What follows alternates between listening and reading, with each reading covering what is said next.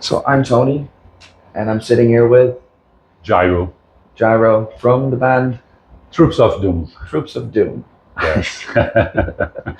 So, hi, we're doing an interview for Metal Exposure. Okay. And first of all, it's an honor to sit here with you. Thank you very Thank you much. so much for taking time Thank you. for us. Thank you, Tony.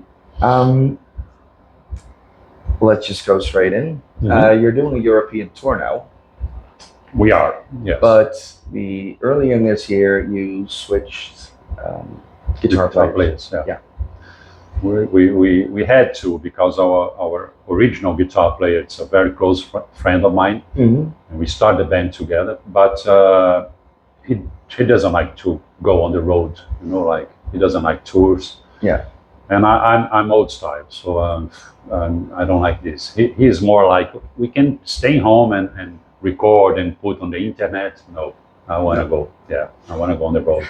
So I had to change. Yeah. So I called Frank Blackfire from Sodom, and he was okay. We can do it. And I don't know if he will stay in the band after this tour. Okay. We're gonna talk about this also. I don't know. He doesn't know also how Sodom will, Yeah. from now on, how it will be. So after the tour, we talk about this, about maybe the chance to work together or maybe not. I don't know. Okay, so it's just see how this tour goes and then see what's going to happen. That's it. Okay. And what is the difference playing now with Frank than instead of Marcelo? It's hard for me because it's the relation between guitar players like Judas Priest and like bands like that. It's the two guitars we have a real connection, me and Marcelo. So we wrote everything together. He was a big fan of my old work. So we start together with the Troops of Doom. So we know what we want. But Frank is a professional. He's a very professional guitarist, and he knows he has more time on the road than me. So because he's from Europe, so he's with Creator in the '90s and Sodom, and we are learning how to connect on the stage. We are learning how to connect our ideas.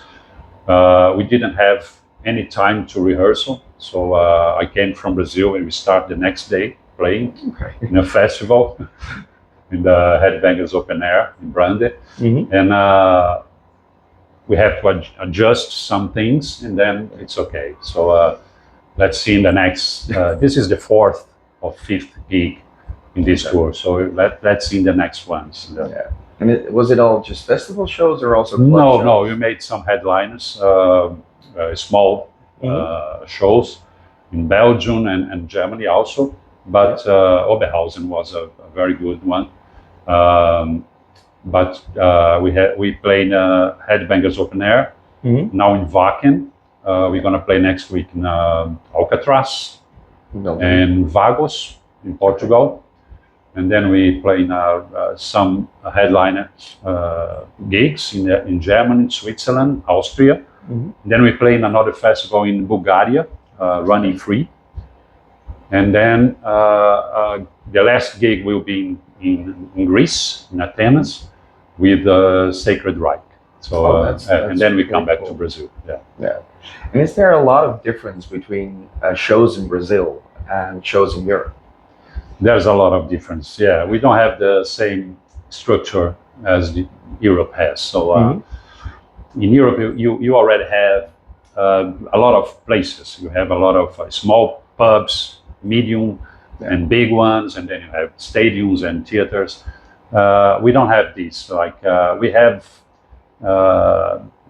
just a few small for small bands, like I don't know, maybe 200, 300 people. We don't have too much this. You have for medium bands like big, not in stadiums, but in small stadiums or big theaters, and you have the big stadiums for Metallica and something like this. So this market, it's more difficult in Brazil for small bands. The other problem in Brazil, the other issue about touring in Brazil for a metal band, it's the distances. So, for example, for you to to go out of my Mhm. state, it's like 5 times German. So Yeah. you know, so you cannot do it by bus or by van, No, you have to do it by plane. by plane, and you know it's expensive, and Mhm. and some places you don't have road.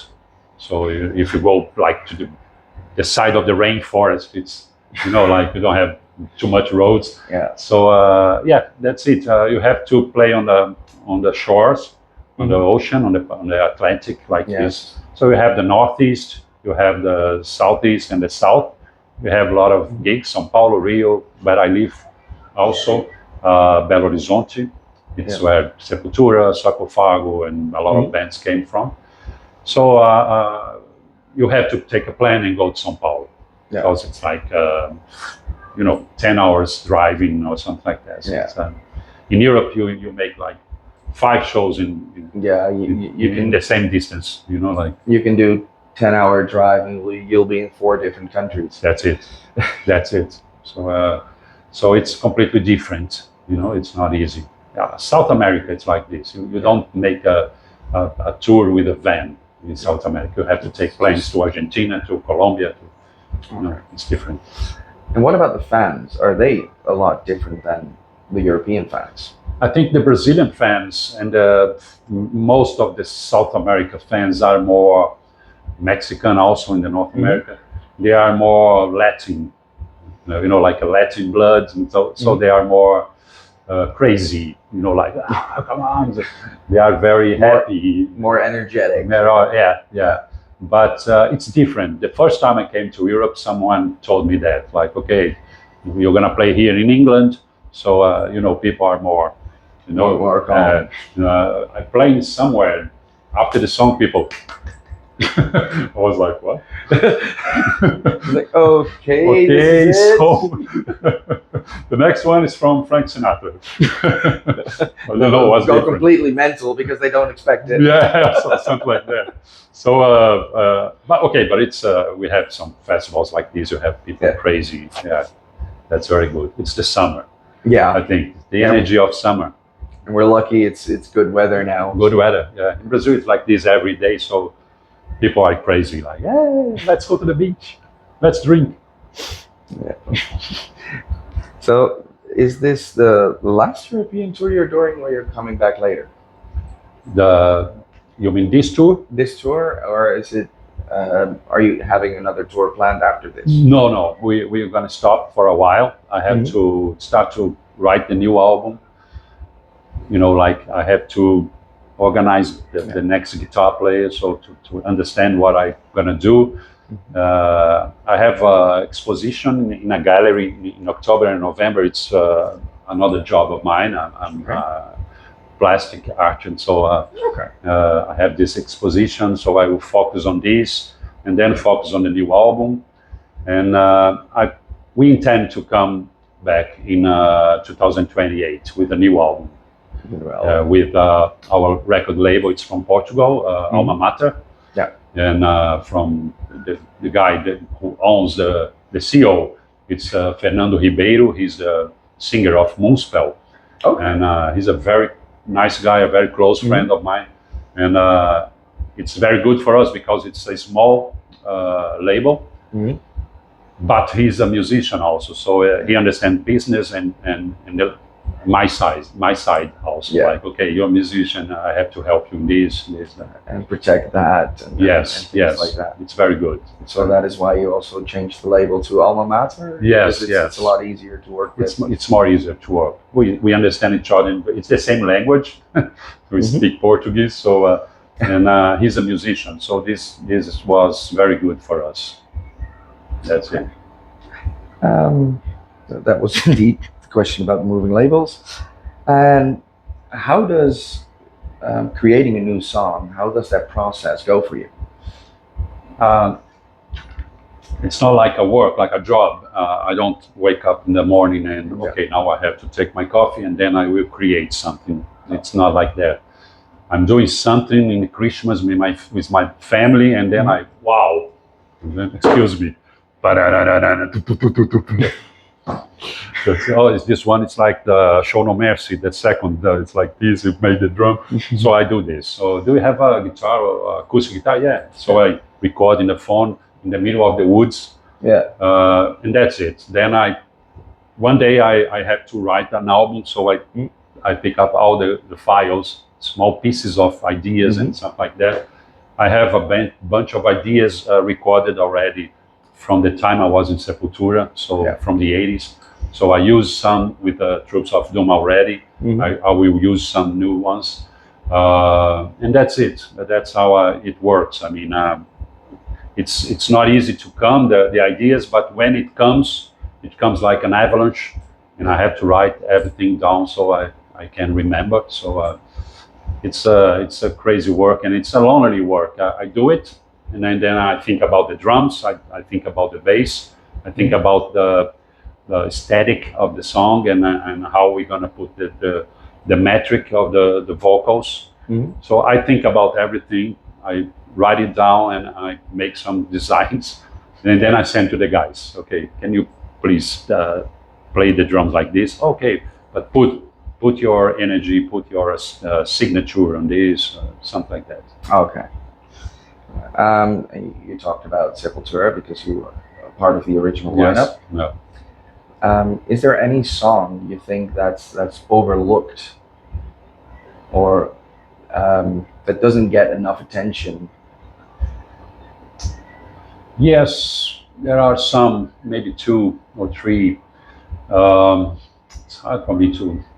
Okay, Antichrist is a song I love and the guys loved. I recorded this song again a couple of years ago with Max and Igor, and we made it again, and it was funny.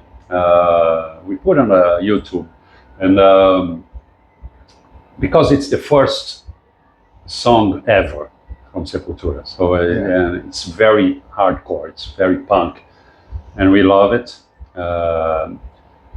But it never was a success. So I think it's too aggressive.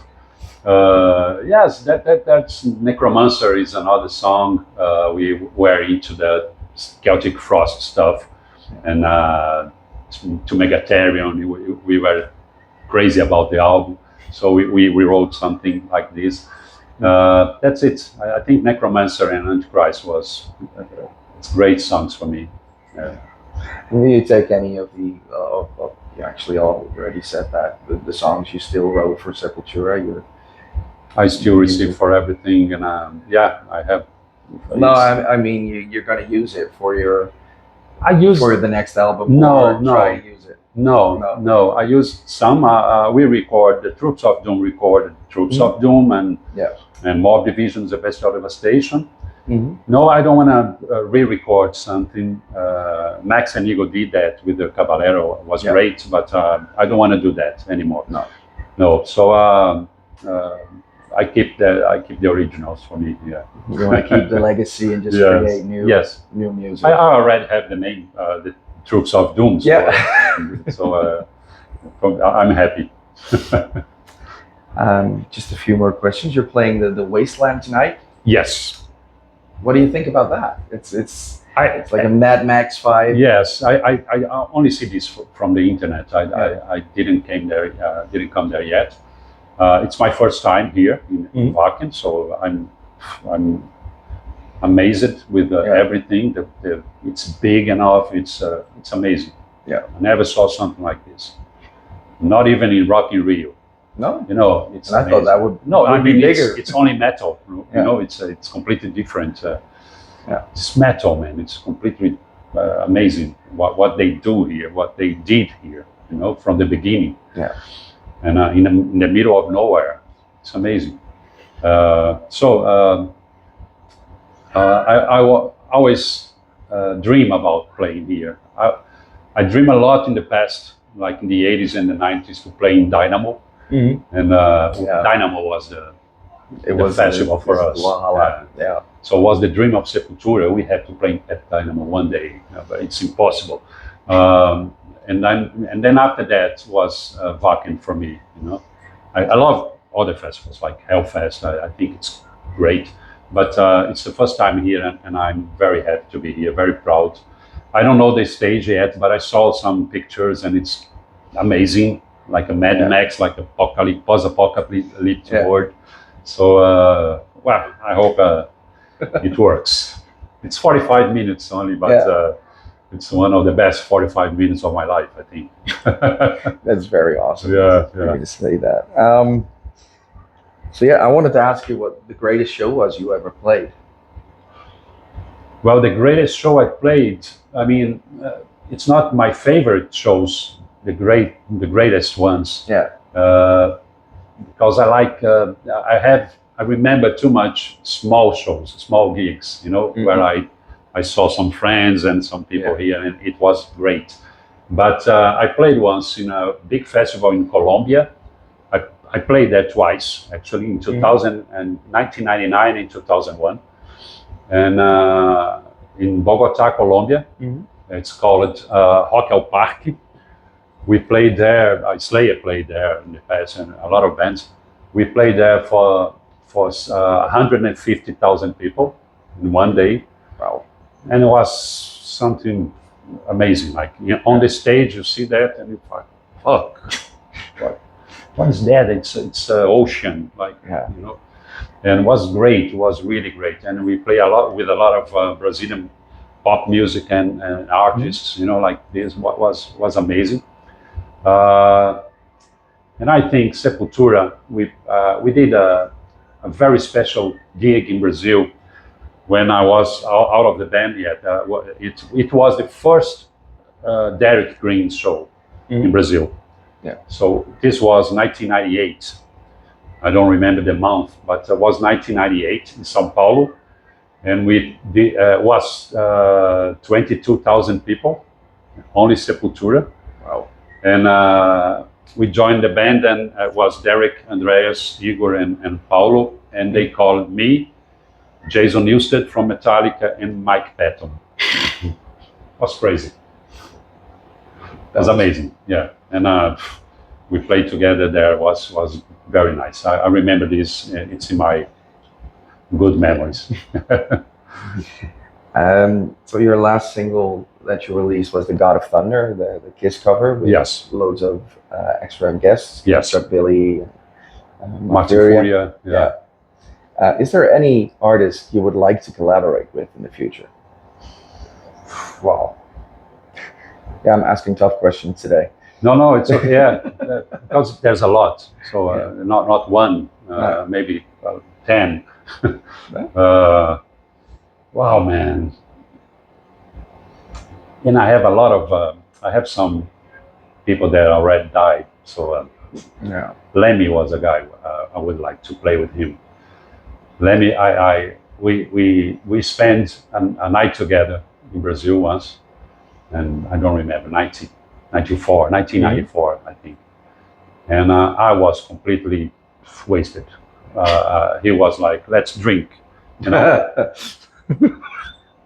Nobody can do this, you know, like with Lemmy. So he was like, "Let's drink." Yeah, let's drink. I don't remember the night, and I know I wake up and he wasn't not there anymore. He was somewhere. Yeah. And I was alone in the place. I never saw him again. And are there like new Brazilian bands that you would like to, you know, give a small stage right now? Or? Wow, we have some bands there, some new bands. We have a band in our city called Paradise in Flames. It's a band, I like it. It's black metal. It's a symphonic black metal. We have Corsos from São Paulo. It's a very old band, and they stopped for a while. Now they come back, and it's amazing with the ex-guitar from Crypta. It's playing there, and another guy from Project 46 is playing guitar. I think they are very good bands, and well, that's it. There's a lot of bands, but I don't go to shows anymore. I stopped drinking, so for 7 years now, So sometimes I don't feel it's the place for me because I cannot drink anything. And If I everyone's drink, drinking. it's a waste of life. Yeah. So people call me and I go to the backstage, like Asphyx and bands like that. Okay, Jairo, come on. And Angra from Brazil and Cosmos, Ratos de Porão. It's like, okay, come on. To our show, no, man. I go in the backstage, I give you a hug, and I drink a Coca-Cola and I go home. I don't want to be in the front there. No. So you're just there. Yes, just to see my friends, and I go home. I like to stay home with my kids and my dog. I'm an old guy. We all are a little bit. And is there anything you'd like to say to your fans? Well, I would like to invite them to listen to the Troops of Doom, to give some attention, give some attention to the local bands of your town and your hometown. Metal is alive, as always, and there's a lot of kids joining and creating something. So that's it. Don't let it die. Keep metal.